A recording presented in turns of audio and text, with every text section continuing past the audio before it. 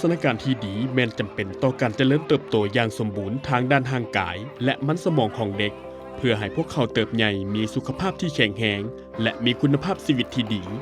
ประชากรที่ได้รับสารอาหารดีเป็นพื้นฐานให้แก่กำลังออกแรงงานที่มีคุณภาพซึ่งจะเป็นกำลังส่งเสริมให้มีการขยายตัวและความมั่งมีของเศรษฐกิจดังนั้นการปรับปรุงเวียกงานโภชนาการแม้นเป็นสิ่งสำคัญและจำเป็นที่สุดต่อการพัฒนาทรัพย์สินมนุษย์การขยายตัวของเศรษฐกิจและความอุดมหังมีของประเทศชาติพวกเขาทุกคนทุกขั้นและทุกแขนงการจะต้องร่วมมือกันเพื่อพัฒนาให้เวียกงานดังกล่าวมีความคืบหน้า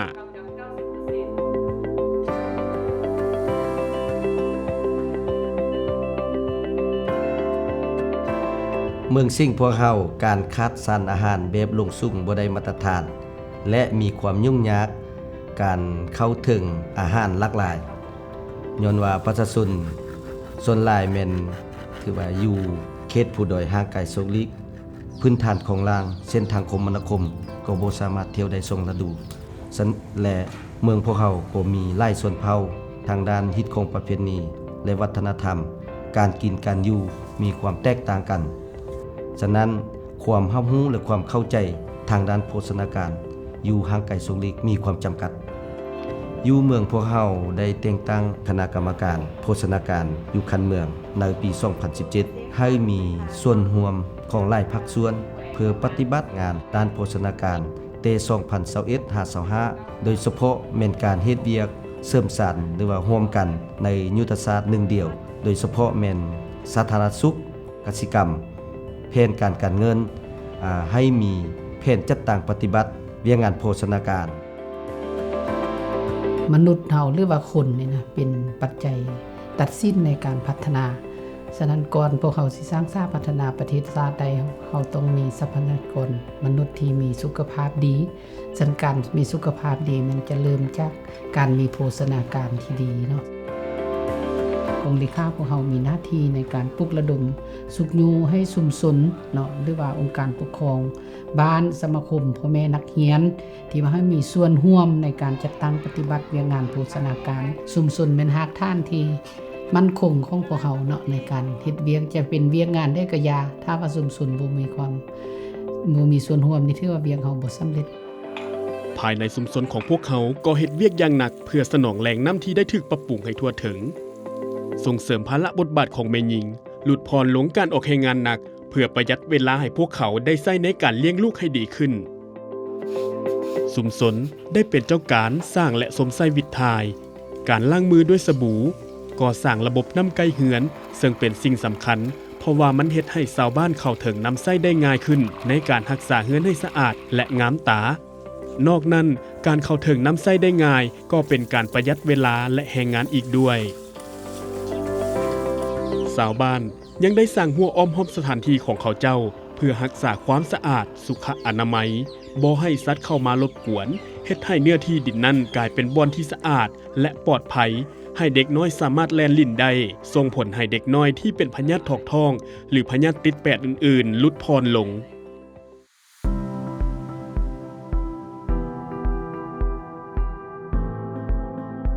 การพัฒนาเศรษฐกิจสังคมอันนี้มันติดพันกับการพัฒนาทรัพยากรมนุษย์คันถ้าว่าเด็กน้อยในมื้อนี้เขาฮักมีสุขภาพบ่ดีและต่อหน้าหั่นเขาก็จะเป็นคนผู้ที่สืบทอด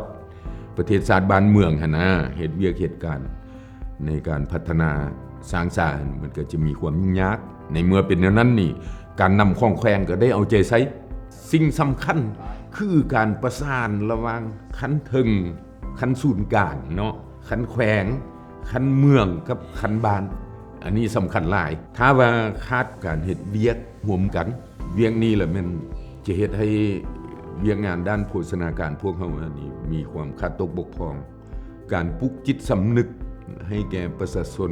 ให้พ่อแม่เด็กน้อยหันเขาเจ้ามีความเข้าใจและหันเปลี่ยนทัศนคติดังเดิมที่เคยดำรงชีวิตมาหันและมฮอดระยะนี้นี่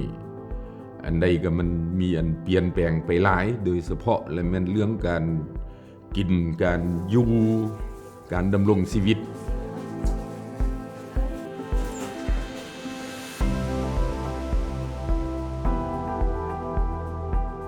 บ้านเฮาก็มีการเปลี่ยนแปลงหลายด้านนั่นแหละเป็นต้นนี่น้ำเนาะแต่ก่อนนี่น้ำก็อาศัยแต่น้ำห้วย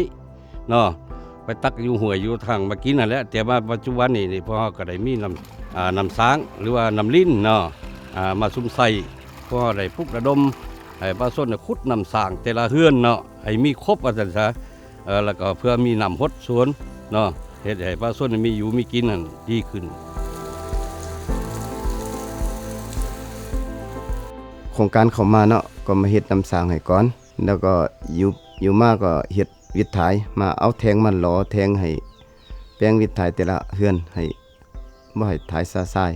แต่ก่อนก็มี10-20เฮือนเนาะอันที่ปลูกผักอันก็ปลูกชนิดเดียวเนาะปลูกเด็กๆน้อยๆแล้วก็ต่อมาก็มี10-20เฮือนหันเปลี่ยนมาปลูกหลายชนิดขึ้นมาแล้วก็ชาวบ้านก็เลยแลกเป็นบทเรียนนำแล้วก็หันปลูกหลายขึ้นถึงปัจจุบันก็ครบตามจำนวน84หลังคาเรือนก็เดี๋ยวนี้มีส่วนครัวเรือนทุกหลังคาเรือน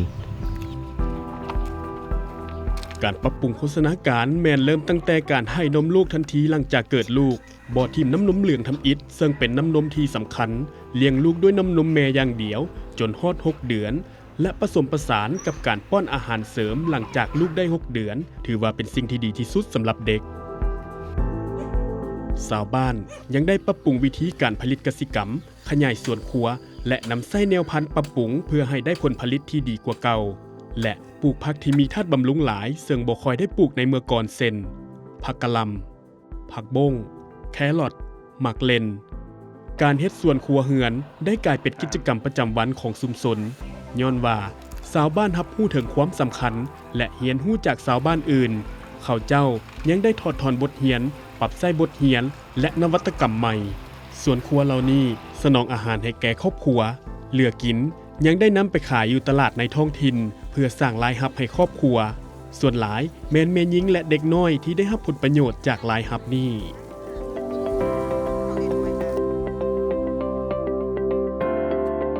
กองเลขาของพวกเขาได้ประชุมกันเป็นประจำเพื่อปรึกษาหารือและก็วางแผนร่วมกันเพื่อซอกวิธีแก้ไขปัญหาให้มันสอดคล้องกับแผนงานแผนปฏิบัติงานแห่งชาติทางด้านโภชนาการให้ได้จัดตั้งปฏิบัติและก็ให้ได้ดำเนินไปด้วยดีกองเลขาของพวกเรานี่มีหน้าที่เป็นผู้ประสานงานผู้จัดตั้งปฏิบัติผู้สั่งรวมบทรายงานของแต่ละแขนงการเนาะเช่นแผนกศึกษาสาธากสิกรรมนอกนั้นพวกเรายังได้เฮ็ดเวียกร่วมกับแผนกแผนการเงินและก็สะพานมิยิงอีกด้วย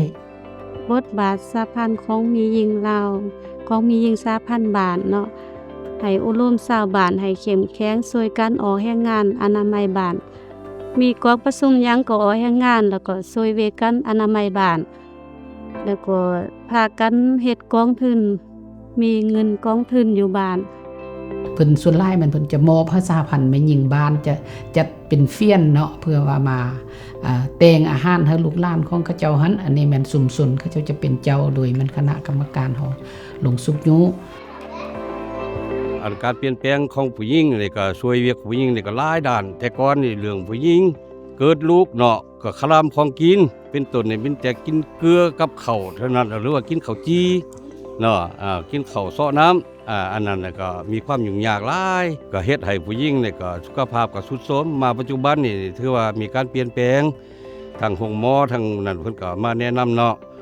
เพิ่นก็บ่ให้คลำของกินเดี๋ยวนี้เป็นศีลหมูศีลไก่ก็กินก็ถือว่าดีขนาดดีขึ้นหลายอันเนาะแต่ก่อนนี่เรื่องเอาฟืนบ่ตักน้ำหอบฟืนอันนี้ได้เป็นภาระของผู้หญิงแต่มาปัจจุบันนี่ผู้ชายก็ได้แบ่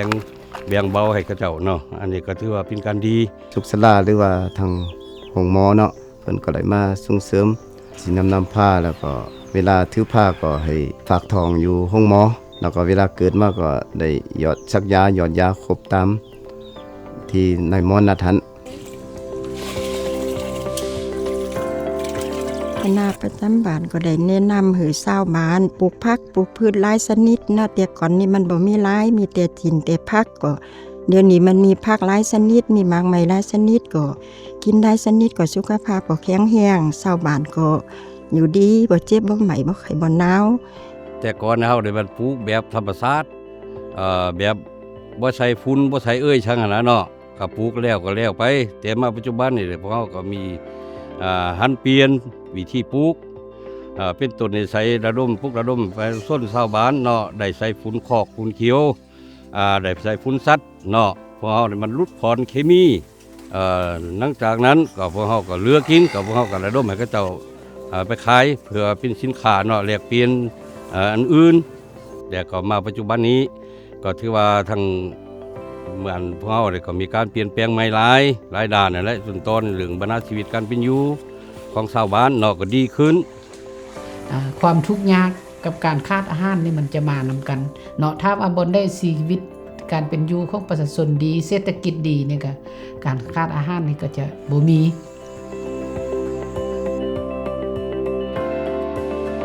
เวียกโภชนาการนี่เฮาบ่สามารถเฮ็ดแต่ปีใดปีหนึงเฮาต้องเฮ็ดอย่างต่อเนื่องเนาะเพราะว่าวัยรุ่นเด็กน้อยลูกหลานประชาชนนี่ก็เกิดใหม่ใหญ่รุ่นออกไปเรื่อยๆว่าซั่นซะเฮาจะต้องได้สืบต่อในการให้ความรู้ด้านโภชนาการด้านสุขศึกษานี่ต่อไปหวังอย่างยิ่งว่าในต่อหน้านี้พวกเราก็จะสืบต่อพัฒนาปรับปรุงระบบการบริหารการบริการการให้ความรู้ด้านสุขศึกษาแก่ชุมชนเพื่อเฮ็ดให้